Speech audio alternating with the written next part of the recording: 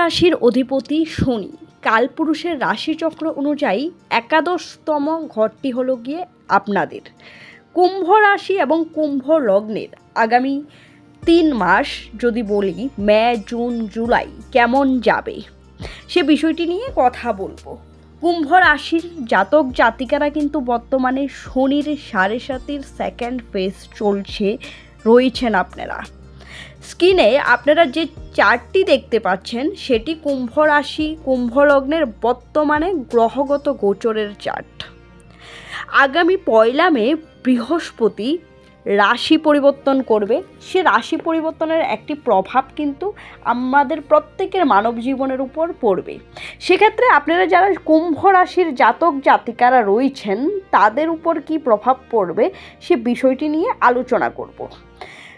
শনি আগামী 30 জুন কিন্তু বক্রী হতে চলছে, তার প্রভাব কিন্তু আপনাদের প্রত্যেকের জীবনে পড়বে। চলুন কথা না বাড়িয়ে সরাসরি চলে যাই আলোচনায়। 1 মে বৃহস্পতি রাশি পরিবর্তন করতে যাচ্ছে, কিন্তু রাশি পরিবর্তন করে কোথায় যাচ্ছে? হ্যাঁ, রাশি পরিবর্তন করে বৃহস্পতি আপনাদের 4র্থ ঘরে অর্থাৎ বৃষ রাশিতে প্রবেশ করছে।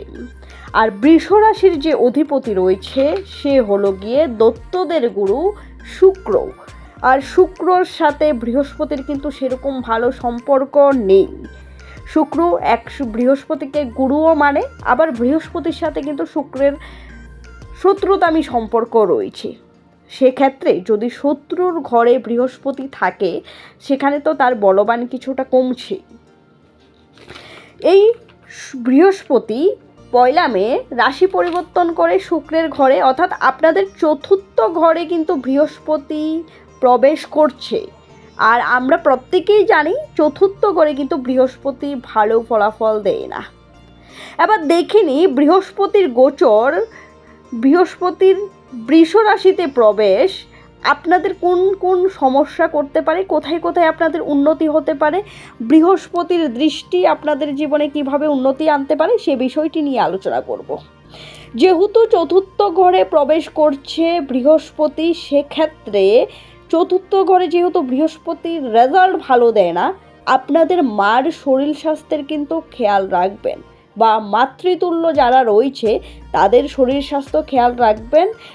কিছু সমস্যা হলে, শারীরিক সমস্যা হলে সাথে সাথে তাদের হসপিটালে নিয়ে যাবেন বা ডাক্তার পরামর্শ করবেন। তার পাশাপাশি একটি অনুরোধ করব, আগামী 1 বছর আপনারা চেষ্টা করবেন নতুন কোনো বাড়ি, গাড়ি বা জমি ক্রয় না করতে। আর যদি করেন সেক্ষেত্রে কিন্তু ভালোভাবে পেপার ওয়ার্ক করে নেবেন।